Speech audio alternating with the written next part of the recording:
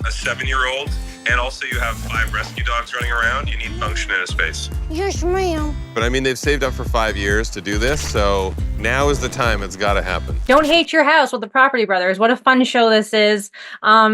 Before we get chatting, though, I do want to ask you, Jonathan, we just came off of Halloween. You dressed up as Wolverine, which was a great outfit. And Drew, I loved your outfit as well. You and Linda and the kids dressed up as Where the Wild Things Are.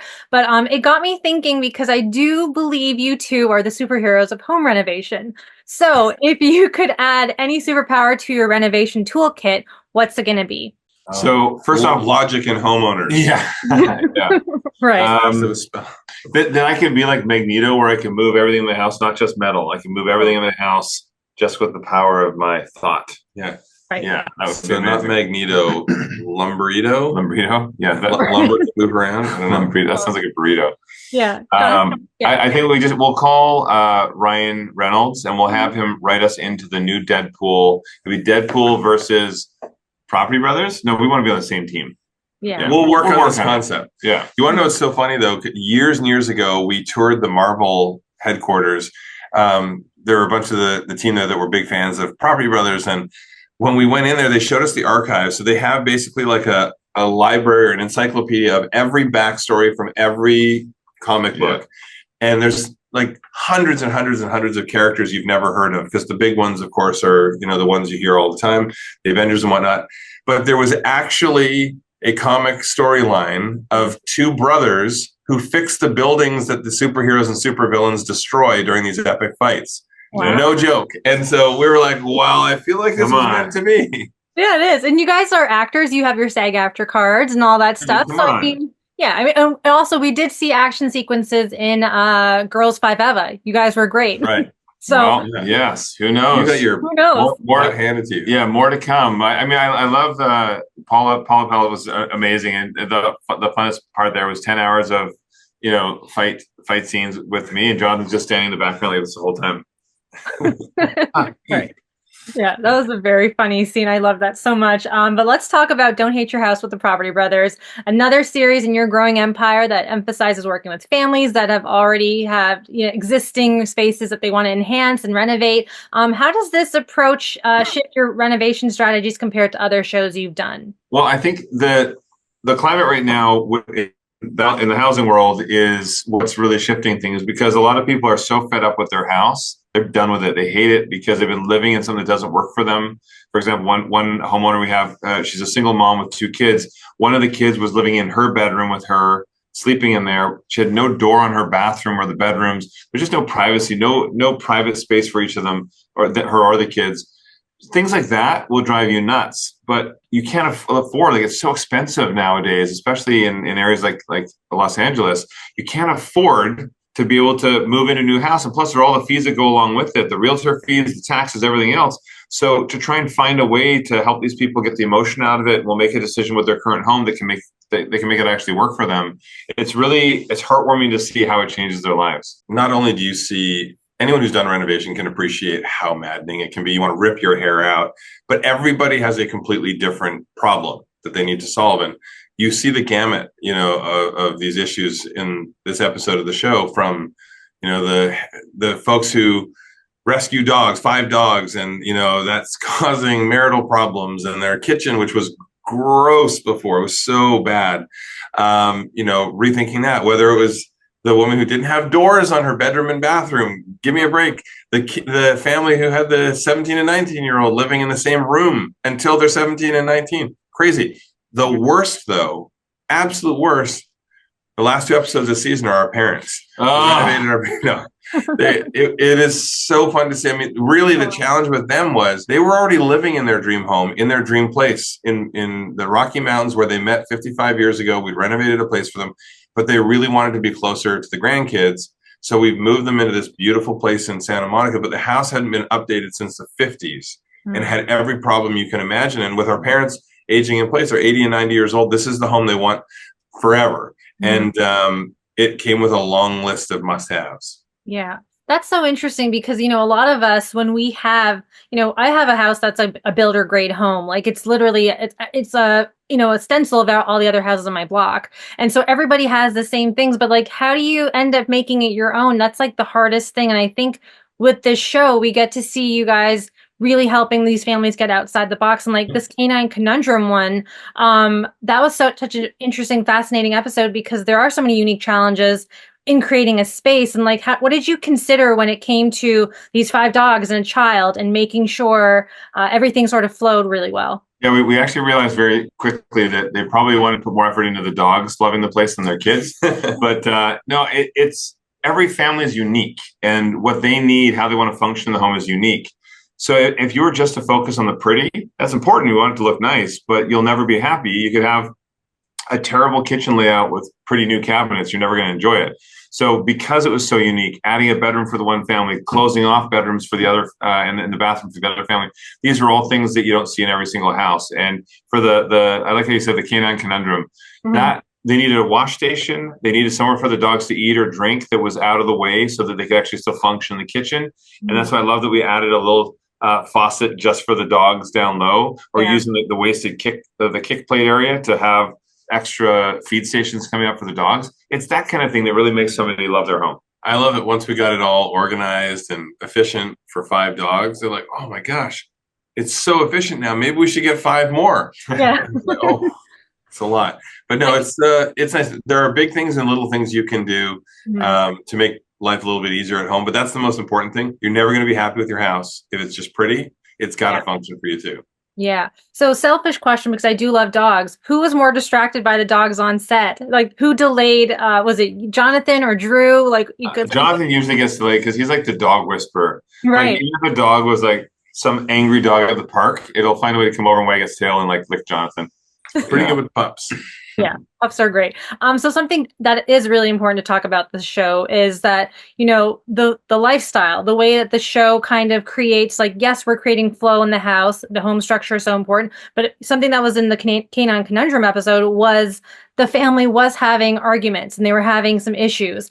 And to simplify their house, it's really one thing to say it, but like another thing to actually do it. So why do you think layout can have such a big impact on family dynamics and even the quality of someone's life? Yeah. I mean, the amount of fighting that happened in that household leads us to our new show, DIY Divorce. It's going to be a close-up. No, I think it depends again on what you're doing. We see most of the time a lot of arguments happening now when both, people are working from home.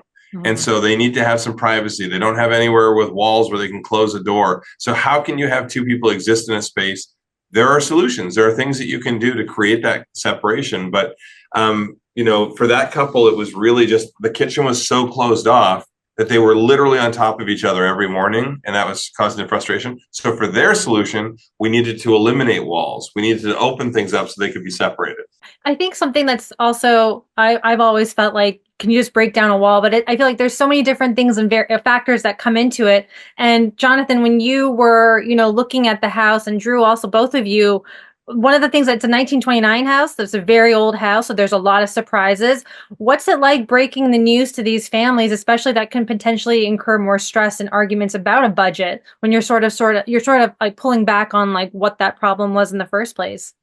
Yeah, I think the biggest thing, again, you're kind of acting like a therapist because you don't know how people are going to react. In that episode, it was a $50,000 problem that we uncovered, which fortunately we were able to work around some of the solutions, but that would have broken them. They could not afford to cover that. But you have to be realistic with yourself. The older the home, or if the home has had a bunch of renovation work done in the past, you don't know what you're going to find behind the walls. So you have to prepare for that contingency.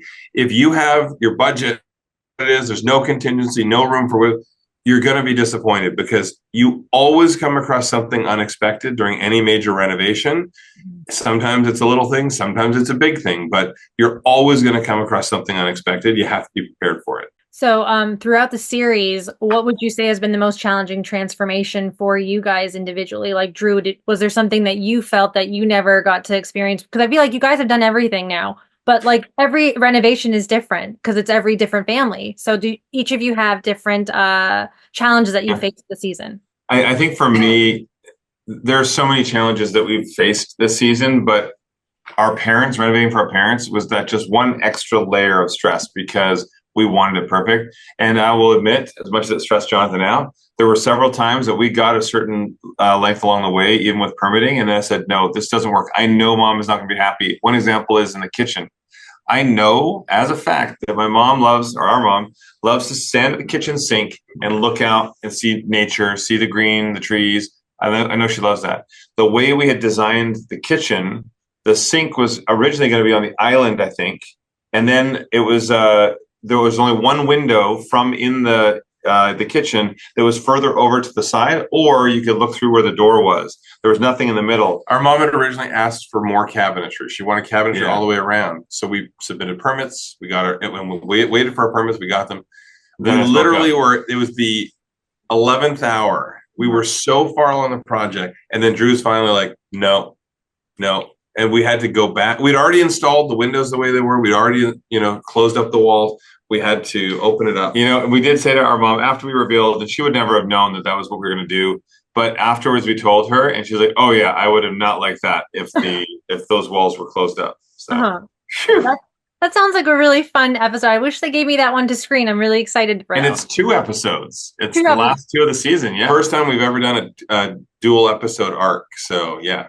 Yeah, no, I remember you guys did your the renovation for JD's home. So I mean, like this is going to be really, really there special. Are just as many tears. Yeah. That would be a fun show where we just do renovations for all our friends and family. Yeah, that'd be great. That'd be so great. So something that I love about the two of you, not only that you two are always so humble, you are so connected with these families. And I know that it means a lot to you. And I can see it on both of your expressions when both of you end up crying, you're starting to like hold back tears. Mm-hmm. What has this show given you? Any new perspectives on what home means for different families? Because you guys are big teddy bears. I would like to say that.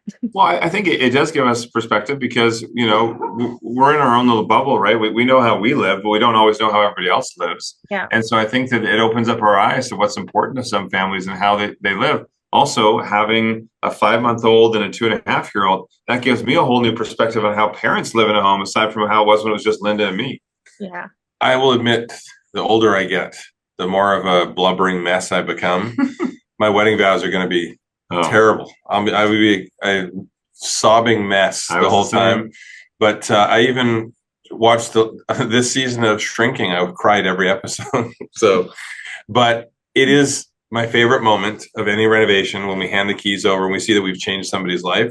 Mm-hmm. It's truly something special. And my hope is that we can inspire people to realize if you can hold on through the difficult moments and you can get through the stuff that you hate about your house, in the end, it's gonna be for the better.